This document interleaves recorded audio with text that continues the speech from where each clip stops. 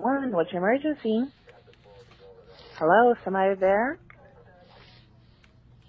What's the nature of your emergency? Are you hurt? Or in danger as we speak? Okay, listen. You don't have to say anything. I shot her in the face. I'm sorry. You said who's been shot? Hello, sir? Are you My still friend, there? I said I shot this demon in the face. Yes, me. Subuike Ohuabuna. You can come and take me. She's lying down here. She's always lying. Oh, okay, sir. Okay, sir. I know you're very upset, but can you please tell me if there's anybody else hurt? Hello, sir? Sir, are you there? I'm finished. Shabaka, you have finished me, man. Hello, sir. Is somebody else hurt? Or you hurt yourself? Hello, No, sir? no. Okay, sir. Thank you for that. Now, can you please give me the address to that location? Can you please confirm the address?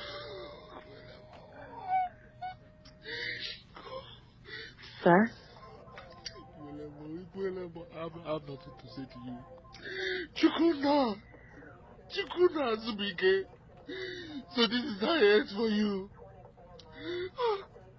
What, Jonjo? Okay, sir. Emergency personnel are on their way as we speak. I need you to put down the gun so we can talk. What? No, I can't do that. I need it. I can't do that.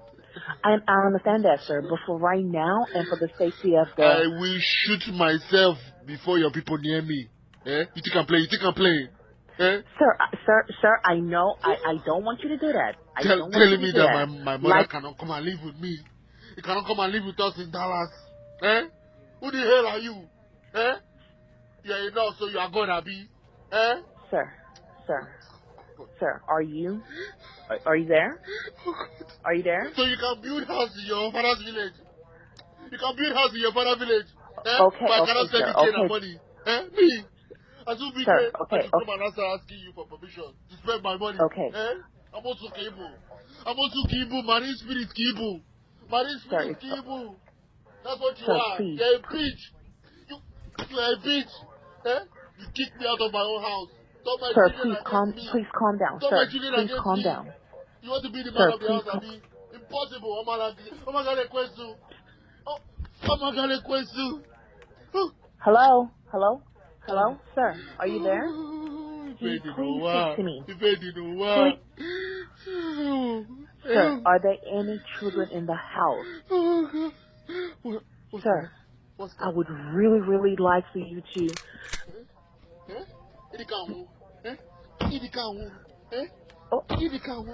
Look at me. Look at my face. It is me that shot you. Eh? So you think you can mess me up and go for free? Eh? It is me that shot you. Eh? Okay, sir. Can you please put the gun down? At me. Can you please put the gun down, sir? Please. Okay. I have emergency services en route to your destination. All I need for you to do is put the gun down on the floor. Can you please do that for me? You Americans, you think you can ruin my life? My destiny? Spoil my name? But if you kill me spiritually, I will kill you physically. I understand you're very upset right now, sir. But I need you to please calm down. What are you talking about? Eh? Are you having better? Me upset? No. Did I say she broke my phone? Eh? I said this Ogbanje finished my life. And she took everything from me. All my hard work. For what? Because she's a nurse, eh? Because she's a nurse. I understand your frustration, sir. I understand. But if you don't want to put the gun down, can you please go to another room? I made her who she is. Ask anybody. I made you who you are. Eh? She was in the village begging me to marry. Eh? All her family members. Oh, begging me. It was me. You was nobody. You become a nurse and then you start crying. Start carrying shoulder, acting like madam. Eh? So that you will not give me your check anymore. Eh? Sir. I'm I'm telling my God. I'm telling I'm bringing them out. Sir, Tell him I should leave. sir. Tell me I should leave the house. Sir, are you? Tell me that I should leave the house now. No, tell me to pack my load from the house that I bought. Hello, I'm telling my God. hello, sir. I'm telling Hello, my sir. God. Can you please speak to me? You know how Can to you call please police focus all on? the time. Wake up and call it now. Wake up and call it now. Hello, sir. Pick up the phone. Hello. Hello, sir.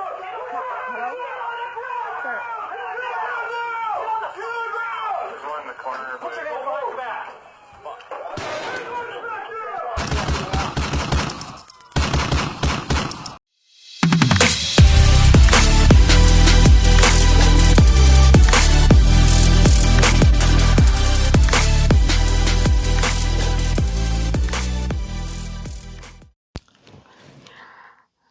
Hi guys, how are you doing today? Welcome back to my channel. So, in the continuation of the video we did last week, where I was talking about the issue of Nigerian men, their wives in the abroad.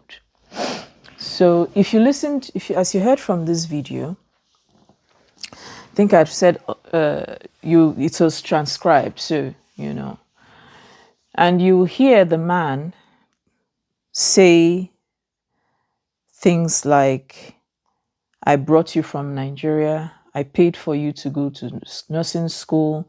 You refused my mother coming to live with me. You went and built a house in your father's house or for your father. And that is why I said what I said. Now I'm going to say something before I say what I want to, because you see, it would be very unfair if I spoke about the men and I don't speak about the women. And if I spoke about the women and I don't speak about the men. Dear men, I know you love your wives. And I know that the fact that you pay for your wives to go to school is so that the income will be substantial. But please, I implore you, don't make your wife feel like the fact that you paid off for her to go to school is a burden on you or was a burden on you. You see, there is something about doing something for someone and the person is appreciative of it, okay? And that appreciation shows. But when you hammer it on that person all the time, if not for me, you know, would you be a nurse? If not for me, would you come to America or whatever, or to the abroad? Then the appreciation dies, it wanes, and then it feels like a burden on this person. When I was doing my MBA, I actually said this, excuse me, I actually said this, where's my bottle of water? I actually made this statement on, I think it was on Instagram or on Twitter. And you needed to have seen the venom that came at me. So let me tell you what happened. So when I finished my MBA, okay, because while doing my MBA in France, usually if you don't have your funds, or maybe if your funds are not ready, you are still allowed to go to school. Now, where you become handicapped is after study, and then you have to graduate. And so if you haven't paid up your school fees, you wouldn't graduate, number one, and you wouldn't be given your diploma. You won't even be given an attestation until you pay up. And each year that you don't pay up, you are given a levy on it. And so I recall, at that time, I think I was due to have paid the last sum of money. I think it was about 2,000 euros at the time. And I didn't have that money at the time because my dad was sick. There was a lot of things going on, so that money was not available. And so, my husband just took, he just took over. He didn't ask me anything. I just told him, I was like, this is the situation. And he just took over the payment. And I graduated. See if I find a picture here and I'll show you guys. One of the proudest moments of my life. And I did my graduation on the same day everyone was graduating. And so on Instagram, there was a lady who was on her knees and she was thanking her husband and blessing her husband for how he loves her and how he, how he has made her feel. And you see, that is a woman for you. You see, when a woman appreciates you, she will do anything for you. When a woman loves you and she knows and she sees the way you love her, she will do anything for you. And so on this day, there was this day at church, I just wanted to appreciate my husband, and, I was thanking, it was Thanksgiving. Sorry, we were doing Thanksgiving that, we were doing Thanksgiving for the graduation, and I walked up to my husband and I knelt down before him to thank him. My husband was embarrassed because knowing my type of person, he's like, what's you? He was so embarrassed. He was like, please, no, get up. And I recall on that video on Instagram, I actually wrote that. I'm like, but there's nothing wrong with it. This is a woman and the thing is, you don't do it on purpose. You just don't know when you do it. It just happens. And the vitriol I got because I said, well, what she did is commendable. I have done it before. And there is this lady who came at me with so much venom and hate. It did not make sense to me. I'm like, why? Why are you so upset that I knelt down to say thank you to my husband? Now, I'm not saying this is how everybody's marriage should go, or this is me being appreciative of my husband at the time. I don't go around kneeling down for my husband day in, day out. So, but that was something that came out from the bottom of my heart, and I did it for him. And so what am I trying to say? I'm saying that when you treat your wife like all the things that you do for her are a burden, then you will get a side of her that you've never seen before. That's the truth. You will get from her a side of her you've never known. Now, to the women, this is not the first time such a thing is happening. You have women who use men. If you also listen to this video, the man said, your parents begged me to marry you. People begged me, you begged me to marry you. And this is why I say, if you live in the abroad, please, I'm not playing. If you live in the abroad, okay, there are women. There are women. It just takes you some time to actually, know what you're looking for. But they're there. They are good women. If you live in the abroad, to avoid stories that touch like this, find a woman in the abroad to marry. You don't have to come back to Nigeria to get married.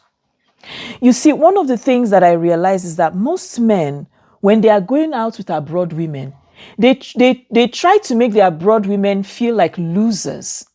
They try to make them feel like, well, this is just for the time being. When I'm done with you, I go back to home base. And I will tell you that many of those women know how to deal with those men. I know one. My uncle is one of them. I'm not gonna come here and whitewash you guys. No.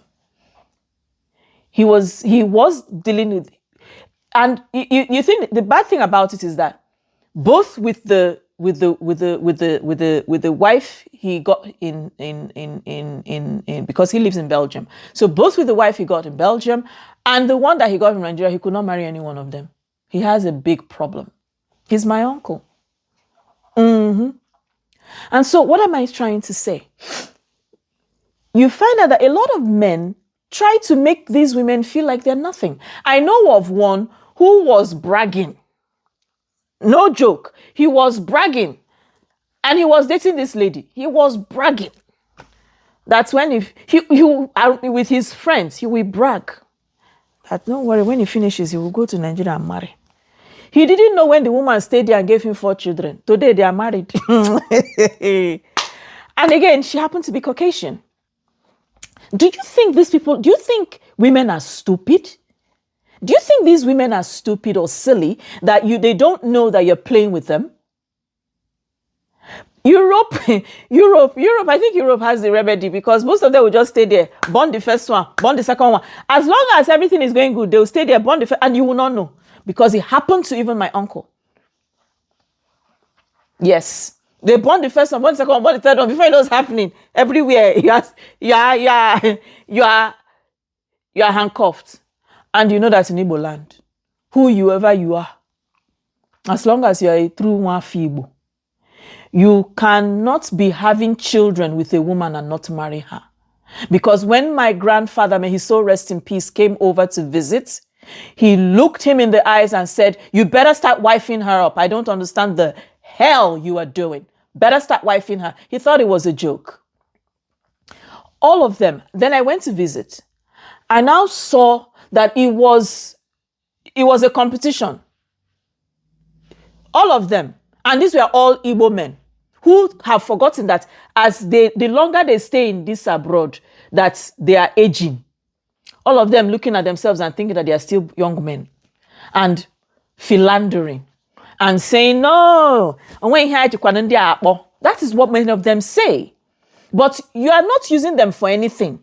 At the end of the day, they are having 3 children for you, 4 children. My grandfather told him point blank period, you better wife her, especially now I'm here. My dear, my brothers and sisters, now so then take Mario. And that woman has been with him till today. He, even when they were not married, when he was sick, seriously sick, she was the one who was taking care of him. I say this to say that men like that, they can't find the better one in Nigeria. Nah, they will be there because they have put themselves on this pedestal. They will think that the ones that they are going to the village to marry, they no tear eye. Meanwhile, now it's those village girls. They are the ones that in Igbo we say, waranya, waya, doka, doka. That means their eye clear where you open, it's here. They are those ones. Many people think that going to the village or going to Nigeria to marry means no. If you haven't been dating the person before, you never knew the person before, you're wasting your time. What did I say? You are wasting your time because what you brought was somebody who came to feed off you. What you brought was somebody who is a scavenger and is looking for how to take away all that you have. So men, don't get it twisted. Don't. I'm not saying that there are a lot of every woman in the abroad is that amazing. But you have to be smart with what you're doing. Use your brain. If you've lived abroad for 10 years, why are you coming back to Nigeria to go and get married when you've not met anybody, you've not seen anyone? You were not because I know a couple of dudes who got married to their girlfriends they were dating when they were in Nigeria. And so, it was like, okay, a love that they always knew, and they went back to get married to that one. But when you know that you don't have that foundation, what are you coming back to do? If you're not willing to stay and, nurture a relationship for at least the first 3 months before you head back, and you can't control there and here. It's not possible now. It's not. So many of them are saddled with vultures who are looking for what to devour. And they find it and they sink in their claws. Why can they sink in their claws? They sink in their claws because they are quite aware that they are going to a country where, women's rights are upheld, especially when you've got kids. So they sink in and they seek to make you redundant psychologically and emotionally. And that was what this man faced. Did it justify his actions? No, it didn't justify his actions. But somewhere along the line, he felt dépassé, if it's in French. He felt it was too much for him. He couldn't bear it. And so he took the way out. The only way out he felt was okay. You can hear in his voice the level of anger and pain. And he told them, he said, "You think you're going to come here and take me alive? No way." And then we have to talk about the kids who have been left without parents. Many parents are quite aware that this is what they have taught their kids to do. And so if he had been smart enough at the time he was being implored to marry their daughter, should have been the red flag. I know of a lady who, in the name of getting married to a man abroad, it's messy. You see that there are men abroad who come to toy with the emotions of women in Nigeria. And then there are women in Nigeria who set out to destroy men abroad. And that's why I said, if you are only interested in coming abroad to destroy a man who thought and felt that he was working for his wife and for you to grow and flourish and build, I beg you, let him go. You mustn't be married to him. Let him go. This narrative should die. This narrative, it should end. It's due to things like this that we have a lot of men today, especially in the US that I know of, that aren't married. 40s, 50s, they're not interested. They're not looking to. Some of them even have kids. They don't want it because of fear. And that's why I will say, why don't you marry the white woman? Why don't you marry the one that... I had this uncle. He lives in LA. I remember when my dad went to the US. I think he was it was a work trip. And this uncle of mine, he was dating an American, very lovely lady. And I know that because she actually did come to visit. And she took a liking to my dad immediately. And at the time, I think the lady she was in the police force. And she was dating my uncle. And, when we Igbos were together, we tend to speak our language a lot.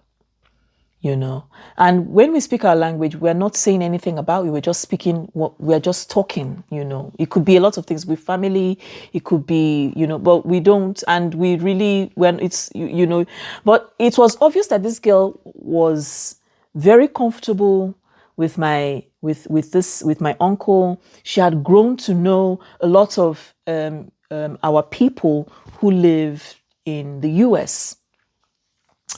And my dad looked at my uncle and told my uncle, and this was years ago. I mean, I'm talking years ago. And my dad looked at my uncle and said, why aren't you marrying her? Why aren't you wifing her up? And he was like, hey, uncle, because most of and these are my dad's cousins, I would say. So they address him as uncle. There's a way they call it in Igbo, they say there. And so he was like, uncle, hey. And my dad was looking at him, and my dad was like, are you okay in the head? Do you understand? Because, in Igbo, there is, seniority is taken is taken quite importantly. I'm like, you're looking at me, you're telling me to my face what you're telling me. Are you responsible at all? Eventually, they did get married because she actually came to visit, and it was one of the most beautiful things. Many of you are so blind to see the gemstones in your hands. Many of you are so blind to see that you carry a gemstone, but you're looking for the clay that is in Nigeria. And this is the reason why this is happening. This is not the only one. We have the one who killed his wife, his mother-in-law, and himself. Same story. And you will be wondering, how is the mother-in-law embroiled in this? Well, need I say more? We all know. So please ensure that you are here for the long haul. Because when you are both married, you can build together. There is no point destroying what you have, what you bringing in together. Because so many of you, many women always assume, because if you remember the last video, the husband said, the husband said, the house I am paying for, and she said, the government will pay. You see, many of you forget that you see that benefit money. It's taxpayers' money. And when you are with the one with those kids alone, you are going to be doing the work 4 times more. Go to school, pick the children, get them back, prepare lunch, only you. So, efarabale, take it easy. I've said what I said. Communicate.